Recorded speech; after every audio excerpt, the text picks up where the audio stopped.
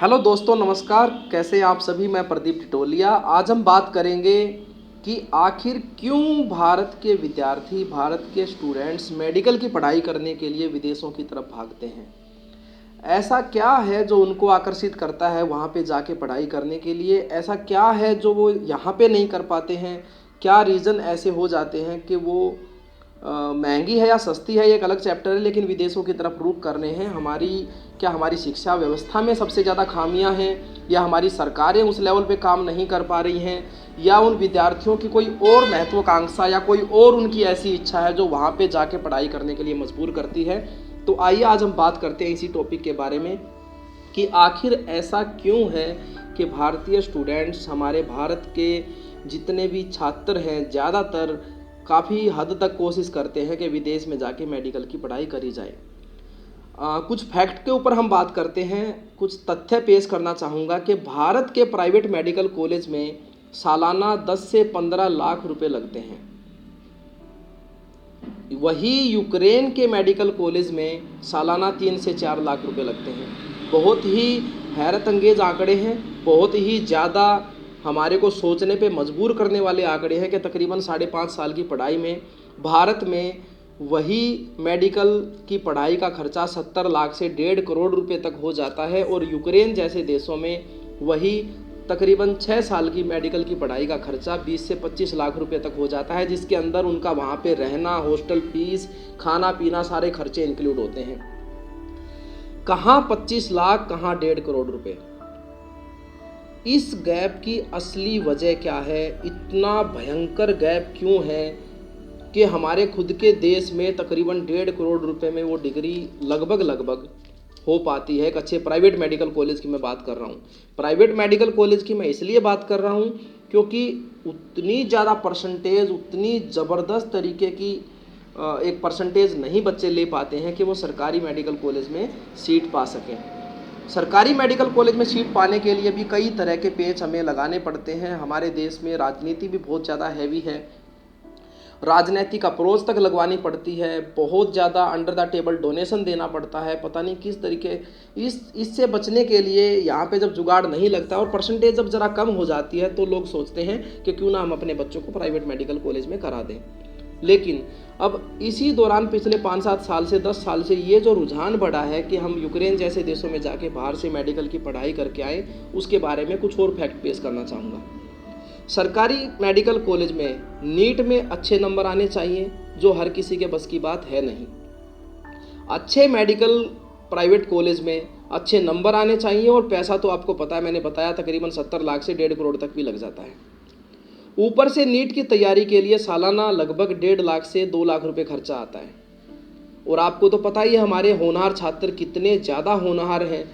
बहुत ही कम, रेयरली ऐसे छात्र हैं जो एक ही बार में नीट को क्लियर कर पाते हैं।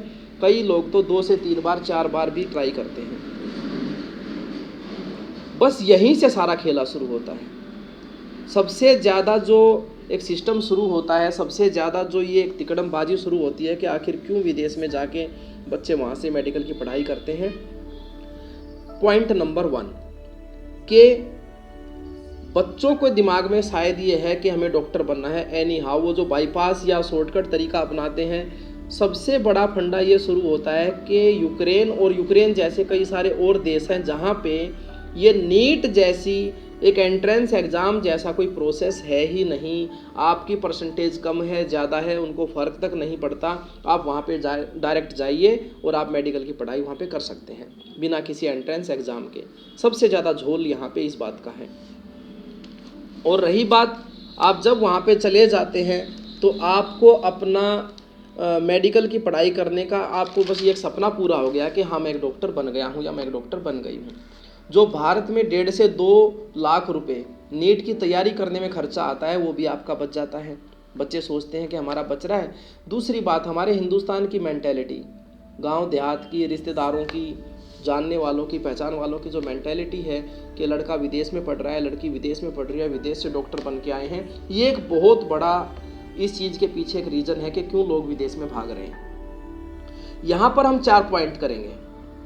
4 पॉइंटों को हम समझना चाहेंगे। पहला जो नंबर है वो है हमारी भारत सरकार, दूसरा है शिक्षा व्यवस्था, तीसरा है खुद वो स्टूडेंट और उसका परिवार। चौथा है वे लोग जो इस काम में एक बिजनेस के तरीके से आ गए हैं। बिजनेस के तरीके से आ गए हैं, इस बात से मेरा मतलब है कि एक ऐसी एजेंसियां, ऐसी कोचिंग क्लासेस, ऐसे इंस्टीट्यूट जो उन बच्चों को एक मीडिएटर का काम करते हैं विदेश में भेजने के लिए, उनको मेडिकल की पढ़ाई करने के लिए फैसिलिटीज़ अवेलेबल कराते हैं, वो चौथा पॉइंट है। पहले तो ये क्लियर कर दूं कि कोई किसी को ज़बरदस्ती नहीं भेज सकता। कई सारे लोग मैं देख रहा हूँ सोशल मीडिया पे एजेंसीज को गालियाँ दे रहे हैं, या उन कोचिंग सेंटर्स को या उन इंस्टीट्यूट्स को गालियाँ दे रहे हैं जिनमें पढ़ने वाले बच्चे यहाँ पे नीट नहीं क्लियर कर पाते हैं। देन वो अप्रोच करते हैं, वो इंस्टीट्यूट उनकी हेल्प करता है और वो बाहर चले जाते हैं। वो उनका एक काम है, एक बिजनेस है, जो भी है, उस काम को वो एक तरीके से करवाते हैं, उसके बदले में वो फीस लेते हैं, उसके बदले में वो अपना कमीशन लेते हैं। उसमें कोई बुराई नहीं है, वो उनका काम है, उसको वो अच्छे से कर रहे हैं। देखना उस स्टूडेंट ने है, देखना उस माँ बाप ने है कि वो यहाँ पे कर नहीं पा रहे हैं तो वो वहाँ पे जा रहे हैं। आपको एक कुछ आंकड़े पेश करता हूँ।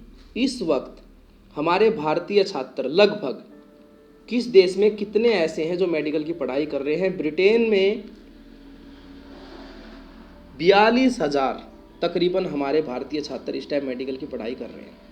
जर्मनी में ये आंकड़ा 25,000 है, चीन में 23,000 है, यूक्रेन में 18,000 है, रूस में 16,000 है, फिलीपींस में 15,000 है, किर्गिस्तान में 10,000 के आसपास हैं, बांग्लादेश में 5200 और फ्रांस में लगभग 1500 बच्चे इस वक्त मेडिकल की पढ़ाई वहाँ पे कर रहे हैं।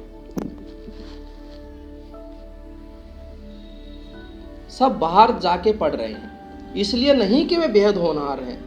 अगर वास्तव में इतने होनहार होते तो यहीं पे नीट क्लियर करके हमारे किसी सरकारी कॉलेज में दाखिला ले लिए होते। हाँ, मानता हूँ ये बेहद मुश्किल है, क्योंकि राजनीतिक अप्रोच तक लगानी पड़ती है, सीट हासिल करने के लिए जान निकल जाती है। यहाँ पे सरकारी सीट तो बड़ी मुश्किल है, लेकिन अगर और भी ठीक ठाक नंबर होते तो प्राइवेट में भी यहाँ पे पढ़ सकते थे। माँ बाप का, रिश्तेदारों का दबाव है, डॉक्टर बनना एक सपना है और विदेश में जाना और पढ़ना हम हिंदुस्तानी लोगों के लिए एक महान कार्य है। लेकिन क्या सच में सरकार ही दोषी है या सारा सिस्टम ही खराब है? आइए जानते हैं। विदेश से पढ़ाई करके आए भारतीय छात्रों के लिए एक एग्ज़ाम पास करना होता है। मतलब ये लोग जो वहाँ पे चले गए हैं, ये जितने स्टूडेंट्स वहाँ से पढ़ाई करके आ जाते हैं मेडिकल की, इनको मैं आपको बता दूं कि भारत में प्रैक्टिस करने के लिए या भारत में किसी भी मेडिकल संस्थान में जॉब करने के लिए, अप्लाई करने के लिए एक एग्ज़ाम क्लियर करना होता है जिसका नाम है FMGE, foreign medical graduate examination. आपको बताऊं 2015 से 2020 तक इन छात्रों की संख्या 3 गुना से ज़्यादा की बढ़ोतरी हुई है। 2015 में 12,116 मेडिकल ग्रेजुएट FMGE परीक्षा में बैठे हैं। ये इनका इतना बड़ा आंकड़ा है ना, कमाल का आंकड़ा। 2020 में 35,774 मेडिकल ग्रेजुएट FMGE की परीक्षा में बैठे हैं। यहाँ पे एक बात और अहम है कि जो छात्र अमेरिका, ब्रिटेन, ऑस्ट्रेलिया, कनाडा व न्यूजीलैंड से मेडिकल की पढ़ाई करके आते हैं, उन्हें भारत में FMGE की परीक्षा नहीं देनी होती है। वे डायरेक्ट यहाँ पे आके अपनी नौकरी के लिए अप्लाई कर सकते हैं या प्रैक्टिस कर सकते हैं। और एक बात और करते हैं, सबसे बड़ी हैरानी की इस परीक्षा का पास प्रतिशत क्या है, आइए देखते हैं। स्ट्रेंज है, झटका लगेगा सुन के।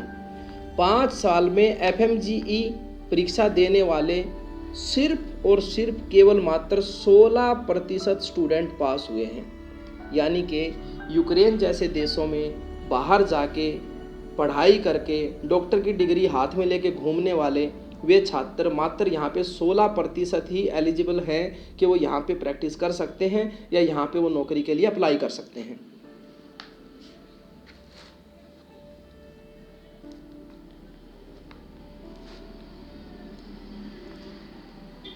बस दुनिया को, रिश्तेदारों को बताने के लिए ये हो जाता है कि हमारा लड़का या हमारी लड़की मेडिकल की पढ़ाई करके वहाँ पे डॉक्टर बन के आ गए हैं।